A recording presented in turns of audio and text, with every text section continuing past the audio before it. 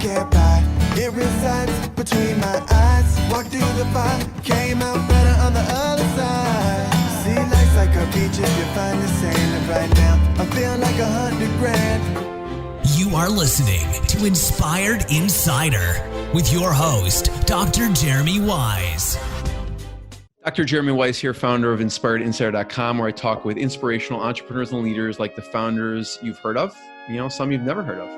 Johnathan, I like hearing about some of the low point, challenging stories. So I had, P90X founder Tony Horton talked to, he's obviously made hundreds of millions of dollars, sold hundreds of millions of dollars with P90X, but he talks about he was a street mime. He made money for his food and rent money by putting his hat on the street and doing street mime, street performing, actually. Baby Einstein founder Julie Clark, she grew her company $20 million with 5 employees, ended up selling to Disney, but she beat cancer twice in some of the crazy kind of low points and challenges she had. Atari founder Nolan Bushnell, he was Steve Jobs' mentor, and Steve offered Nolan 33% of Apple for $50,000, and why he said no. And there's many more amazing stories on InspiredInsider.com, so check them out. This episode is brought to you by Rise25, which I co-founded with my business partner, John Corcoran. And at Rise25, I was telling Johnathan about this. He's like, what do you actually do? Well, we help B2B businesses connect to their Dream 100 clients and referral partners and help you run your podcast so it generates ROI. It's been the best thing I've done for my business and my life. I've gone to people's weddings. I've gone on family vacations. When Johnathan comes to Chicago, I'm sure we'll go to dinner, hopefully. But it's a lot more personal for me. It's not just about business. It's about, I consider it helping my guests and me leave a legacy. And I was inspired to start by my grandfather, who was a Holocaust survivor. And him and his brother were in concentration camps in Nazi Germany, and they were the only members of their family to survive. And his words and legacy live on. He's not alive anymore. But if you go to my About page on Inspired Insider, you could see a full video of when the Holocaust Foundation interviewed him. And his legacy lives on because of that interview. And so it really inspires me. Obviously, I think every business should have a podcast, period.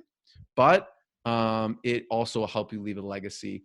And so if you have questions, you can go to rise25.com or support@rise25media.com. So I want to introduce today's guest. Before I do, I want to give a big thank you to Chris Dreyer.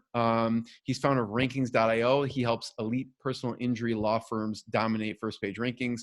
He was like, you need to have Johnathan on. You need to have KlientBoost on. They're an amazing company. So thank you, Chris, for that. And he's exactly right after doing a lot of research. And also 2 people I respect in the agency world, Ian Garlick, who runs Story Cruise, and Jason Swank, who, helps top agencies grow. So we have Johnathan Dane. He's a founder of KlientBoost. And so you can look up online. It's KLIENT Boost. And they're a hybrid PPC CRO agency that's grown from 0 to 8 figures in just the past few years. And what they do is they are creative pay-per-click and paid social and landing page conversion rate optimization agency. Basically, they help you make money. They're focused on profit. So they have over 200 active clients. So if you're a SaaS company, eCommerce company, a lead generation company, and you want more clients, call them. Now, the funny thing is, some people don't know this, some people do, but they actually do content marketing, technical SEO, and conversational marketing, meaning probably everything it takes to set up chatbots and actually lead people into that sale. Because probably their clients are like, hey, you're driving a lot of clients, we need more conversion. What are the other steps of conversion? I imagine, Johnathan, you correct me if I'm wrong. And then they started doing that for people too, because that helps complete the sale. And they basically focus on beautiful, high converting user experiences. Fun fact is he grew up in Denmark and played professional basketball. So Johnathan, thanks for joining me. Thank you, man. That intro, I feel such like a little tiny peanut compared to the names that you have had on the show. I'm grateful. Thank you. You're amazing. I always ask, since it's Inspired Insider, what's been a low moment that you had to push through, what's been a challenging time, and then what's been a high, proud moment. But before those two, I want to hear from your basketball career. What was like your favorite game of all time, or something that you think back on as, because I just remember you telling the story of like you would just dribble in your room for like hours. I don't know, how tall are you? I'm 6'1". So you're 6'1". So like you played professional basketball overseas, and so you must be able to dunk or do something crazy at 6'1". I can shoot really well. Shoot really well. Okay. Yeah. I could dunk once. So maybe your game, like when you go to bed, your head hits a pillow, and that's like the game you think of that. So the coolest experience was, so I had actually gotten in a fight with my dad. I was in high school over here in the US, and he sent me back home to my mom in Denmark. And everywhere in the US, you can go anywhere to play a pickup basketball game pretty easily. In Denmark, it's soccer first, then it's handball, and then it's like probably not even basketball yet at that time, but it's only like very seasonal. So you can only do it during winter or something like that. So I had my first job was being a receptionist in a fitness center, which I thought was like, that's going to be a very good use of me being productive, right? I can work out and I can make some money, which I actually didn't make any money. I only got, I got a free membership from doing that. So they had like an aerobics studio, and there was, again, no basketball hoop, but they had this Reebok medicine ball that was rubbery and bouncy, where normal medicine balls are just like, you drop them and it's a loud thump, and like, that's it. And so I just was dribbling like crazy, and my forearm muscles were getting pretty ripped. And so I was getting really good at dribbling that summer. So I came back to Denmark in February that summer. The Danish championship team was holding a basketball camp. I signed up, joined. I forgot a blow-up mattress. I didn't sleep on anything but my clothes scattered on like the cold cement floor. And so for a good week, I just slept on that only, like my clothes, which wasn't a lot, and then go out to play like what seemed like 6 hours a day, and then go back to sleep and all that kind of stuff. I won MVP of the camp. I got asked to join the team. They gave me like a place to stay in the city and all that kind of stuff, and comped me for travel. I physically never got paid money. I got comped, which would still be NCAA rule breaking. So that's why I call myself professional, and it was also the professional league. But to get to your question, because they had won the Danish championship, they got invited to EuroLeague. And in the preseason, you go to like basically drive down to teams again in Germany or Croatia and things like that. And like kids in Croatia, 18 years old, average height 6'7". It's just like farm teams down there. It's wild. Tony Kukoc coach from the Bulls, yeah. My favorite thing was talking to these other American players who were on these teams that we're playing against that were like bench players for USC or like massively, successful college programs. And I was like, this is wild. And again, I wasn't a starter or anything like that. I came off the bench, but I got decent playing time. That was just the experience. To say that you've done that was incredible. And I actually came to the US, get this, wanting to be a marine biologist and play basketball. Wow. And the basketball thing didn't work, and I hated chemistry, so I stopped marine biology and I found marketing. Were you just a lights out shooter? How did you win the MVP?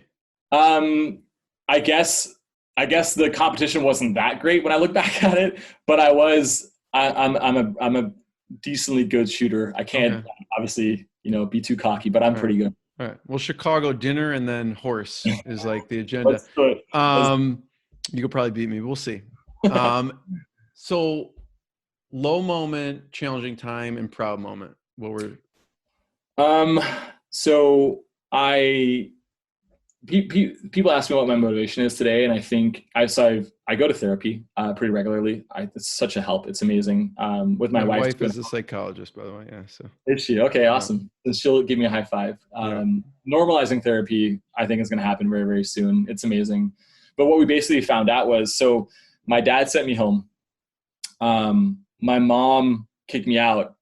Again, it sounds really bad. And I wasn't growing up in the hood or the ghetto or anything like that. It's all relative, right? To like your own circumstances. Then I came back over to the US, and I wasn't on terms with my dad yet, but I was with my grandma, his own mom, and she kicked me out. And these are reasons that are like, wow, it wasn't like I was like a problem kid. You seem like such a nice guy. Why is everyone so let me give you the reasons. So my dad, I got a girlfriend in high school. I started losing focus on basketball. I started losing focus on school, and like my grades were dropping and all that kind of stuff. And we got in a fight, and I was like, Dad, why don't you just send me home? And he was like, cool. He printed out a British Airways itinerary that day, got me to the airport, and like sent me off. My mom had, because I lived so many years in the US, had basically, continued her own life, got a boyfriend at the time, moved in together. They moved to another part of Denmark, which is called Jutland, which is like the South, in the US equivalent. And I just didn't get along with the boyfriend. It was more him being threatened by me. I was actually pretty chill, but I was 18 at the time. And my mom was like, can you get, your own place? And I was like, sure. I did. I got stress-induced asthma, like literally couldn't reach an apex of my breath, like the peak of it. And that's like the most frustrating. Imagine taking a deep breath and not being able to like. I've experienced it like a couple. It's so frustrating. Yeah. Yeah. So that happened. Had to get my first job and all that kind of stuff too, which sounds easy, but it's not easy when both your parents are not there to really support you. And then my grandma kicked me out because I didn't change the light bulb in my own bathroom fast enough. And I had a tiny little dent in the bumper that I didn't get fixed fast enough either. She just decided to send me out. So my point is that I had people who had control in my life to pull the rug out from underneath me. That since then, so that's my down part. My highlight is that since then I've been so focused on making my rug as heavy as possible financially that I have this drive that I have today, because I had this fear in the back of my mind that somebody can just yank it out. So I took my bad things and turned them into good things, which I'm really thankful for. Yeah. Thanks for sharing that. There's a lot of times I find that hard charging really motivate people. There's some pain that's driving them. Or fear that they don't want to realize. Fear and pain. Yeah. Exactly. Yeah. So, thank you again, Johnathan. People check out KlientBoost.com and, everything that you're doing. I really appreciate your time and knowledge. Thank you, my man. So, it was so fun being on here. What I got, you can't buy. It resides between my eyes. Walked through the fire, came out better on the other side. See, life's like a beach if you find the sailing right now. I feel like 100 grand.